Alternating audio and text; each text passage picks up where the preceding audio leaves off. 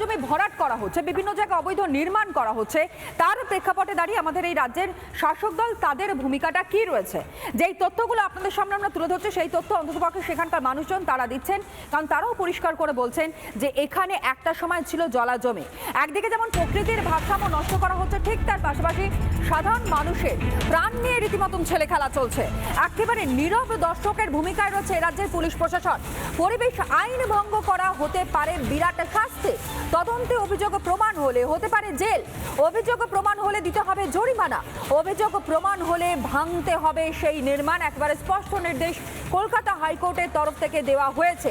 যেমনটা আপনাদের সামনে আমরা তথ্য তুলে ধরছিলাম, অভিযোগ প্রমাণ হলে দিতে হবে জরিমানা। যেই অভিযোগগুলো সামনে আসছে, গোটা কলকাতা শহরে বিভিন্ন প্রান্তে যেভাবে গজিয়ে উঠছে একটার পর একটা বহুতল এই জলা জমি ভরাট করে, তার প্রেক্ষিতে মামলা এবং সেই মামলাতেই নির্দেশ রীতিমতন কলকাতা হাইকোর্টের তরফ থেকে যা সামনে এসেছে, পরিবেশ আইন ভঙ্গ করায় হতে পারে বিরাট শাস্তি এবং তদন্তে অভিযোগ প্রমাণ হলে হতে পারে জেল, অভিযোগ প্রমাণ হলে দিতে হবে জরিমানাও, অভিযোগ প্রমাণ হলে ভাঙতে হবে সেই নির্মাণ। একেবারে স্পষ্ট নির্দেশ কলকাতা হাইকোর্টের তরফ থেকে দেওয়া হয়েছে। আর এই মুহূর্তে আমাদের সহকর্মী এলিনা আমার সঙ্গে রয়েছে। এলিনা, এখান থেকেই তো জানবার চেষ্টা করি। দেখো, আনন্দপুর যেই ঘটনা আমরা নাজিরাবাদে দেখেছিলাম গত 26শে জানুয়ারি, এতগুলো প্রাণ চলে গিয়েছিল, কিন্তু যেখানে এই নির্মাণগুলো ছিল, যেই গুদাম ছিল, তার বৈধতা নিয়ে বিভিন্ন সময় প্রশ্ন উঠে আসে। এমনকি স্থানীয় বাসিন্দারা তারাও বলেছেন যে কিছু বছর আগেও সেখানে জলাজমি ছিল, কিন্তু এখন আর জলাজমিগুলো দেখা যাচ্ছে না। তার মানে রাতের অন্ধকারে তা ভরাট করা হয়েছে। পুরসভার কাছে কোনো তথ্য নেই, পঞ্চায়েতের কাছে কোনো তথ্য নেই। তাহলে গোটা বিষয়টায় কোনো রকমভাবে কোনো কিছু কি তৃণমূল সরকার তারা জানে না, না জানতে চায় না?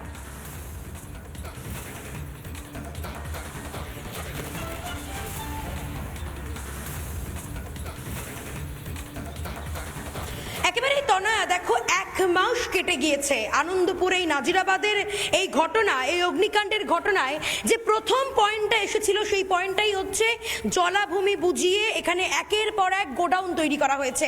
আমি যে জায়গায় দাঁড়িয়ে রয়েছি সেটাও কিন্তু একটি ওয়েটল্যান্ড। এই ওয়েটল্যান্ডের ওপরে মাটি ফেলে ফেলে সেই জায়গায় কিন্তু আজকে এই বিশাল বিশাল গোডাউন তৈরি করা হয়েছে। আর যার ফলস্বরূপ আজকে এতগুলো মানুষের জীবন্ত অগ্নিদগ্ধ হয়ে মৃত্যু হতে হলো, অনেকগুলো পরিবার তারা স্বজনহারা হলেন। কিন্তু কোনো খবরই তাহলে কি প্রশাসনের কাছে ছিল না, নাকি পুলিশের কাছে ছিল না?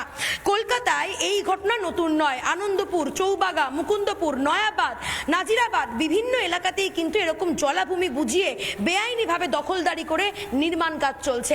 আমার সঙ্গে আজকে এক বিশিষ্ট অতিথি রয়েছেন, আমার সঙ্গে এই মুহূর্তে রয়েছেন ক্যাপ্টেন বি পার্থসারথী। আমি তার সঙ্গে কথা বলবো। তিনি এয়ারলাইন ক্যাপ্টেন ছিলেন, এখনো রয়েছেন, তিনি বর্তমানে কাজ করছেন। তবে তিনি কিন্তু মূল মামলাকারী, তিনি এই গোটা বিষয়টি নিয়ে সরব হয়েছেন। কারণ জলাভূমি বুঝিয়ে যেভাবে বেআইনি নির্মাণ চলছে, এতগুলো মানুষের প্রাণ চলে গেল, শুধু একটা জায়গা নয়, জায়গায় জায়গায় এটা দেখা যাচ্ছে। আমি প্রথমে কথা বলি পার্থসারথী বাবুর সঙ্গে। পার্থসারথী বাবু, আপনাকে রিপাবলিক বাংলায় অনেক অনেক স্বাগত। নমস্কার রিপাবলিকের দর্শকদের। আপনাকে একটা প্রশ্ন আমি প্রথমেই জিজ্ঞেস করব। আপনি প্রথম যিনি এই ওয়েটল্যান্ড নিয়ে আপনি সরব হয়েছেন, লড়াই করছেন, আন্দোলন করছেন, কোর্ট অবধি আপনি পৌঁছে গিয়েছেন। এই যে কলকাতায় এত জলাভূমি বুঝিয়ে এত বড় বড় গোডাউন উঠছে, এই গোটা বিষয়টি নিয়ে আপনি কি বলবেন? প্রথমে কিভাবে আপনি কোর্টের দ্বারস্থ হলেন, কত সালে সেটা? অ্যাকচুয়ালি প্রথম তো আমি কোর্টে যাইনি। প্রথম তো এই যে এদের ওয়েস্ট বেঙ্গলে যে ইস্ট কলকাতা ম্যানেজমেন্ট অথরিটি আছে, WMA বলে, ওদেরকে অ্যাকচুয়ালি যখন আমি এখানে আসলাম প্রথম 2018-য় একটু ছোট জমি কিনে বাড়ি করার জন্যে, তারপর আমার কাছে মনে হলো যে এখানটায় তো ওয়েটল্যান্ড সম্বন্ধে বিষয়টা জানতে পারলাম। তো ওদের কাছে অ্যাকচুয়ালি আমার ব্যক্তিগতভাবে একটা NOC-র জন্য গিয়েছিলাম আর কি, যে এইটা করলে আমি বাড়িঘর করতে পারবো এরকম। যাই হোক, এটা আলটিমেটলি ম্যাটেরিয়ালাইজ হলো না। তখন আমি এখানে একটা গার্ডেন, একদম পুরো অ্যাবসলিউটলি ফরেস্ট গার্ডেন বানিয়ে রেখেছি। তো ইমিডিয়েটলি তখন আমি হঠাৎ করে দেখলাম যে 2021 থেকে আশেপাশে এই গোডাউন কনস্ট্রাকশন শুরু হলো আর কি। তখন আমি দেখলাম যে কোন পারমিশন বা রেগুলেশন এগুলো হয়।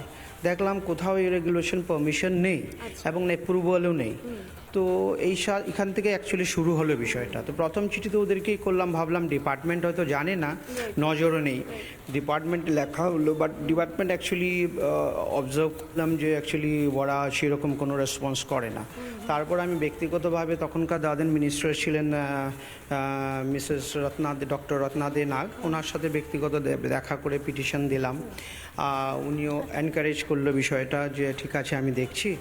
আচ্ছা, এরপর দেখলাম তারপরেও চিফ টেকনিক্যাল অফিসার আছেন ওখানকার সময়, তখন ছিলেন একজন, ওনাকে আমার সঙ্গে ইন্ট্রোডাকশন করিয়ে দিল কীভাবে রুল রেগুলেশন কী হতে হবে, তো কিছুই হলো না। তারপর এটা এসকেলেট করলাম আবার মানে 2022-তে চিফ সেক্রেটারিকে লিখলাম, ফলোইড বাই চিফ মিনিস্টার অফিসে লিখলাম। তারপর ওদের যে ইকেডাব্লিউএম এ অ্যাকচুয়ালি এটা জাস্ট একটা অফিস নয়, এটা অনেকগুলো ডিপার্টমেন্টের চিফ প্রিন্সিপাল সেক্রেটারি এবং চিফ সেক্রেটারি মিলে মিনিস্টার ইনচার্জ মিলে ইকেডাব্লিউএম এ ফর্ম করা হয়েছে আর কি। তাহলে এই সমস্ত ব্যক্তিত্বের কাছেই আমি মানে করেই ইমেল করলাম উইথ অল ফটোগ্রাফিক এভিডেন্স এবং টাইম টু টাইম এখানে যে কনস্ট্রাকশন ডিজাইনগুলো হচ্ছে। প্রশ্ন আছে আপনার কাছে, এই যে আমরা দেখতে পাচ্ছি এখানে এতগুলো জলাভূমি রয়েছে, এখানে পরপর অনেকগুলো ওয়েটল্যান্ড রয়েছে, আপনার ডান দিকে বলুন আপনার বাদিকে বলুন, প্রত্যেক জায়গায় ওয়েটল্যান্ড কি মানে সবকটাই এখানে ওয়েটল্যান্ড?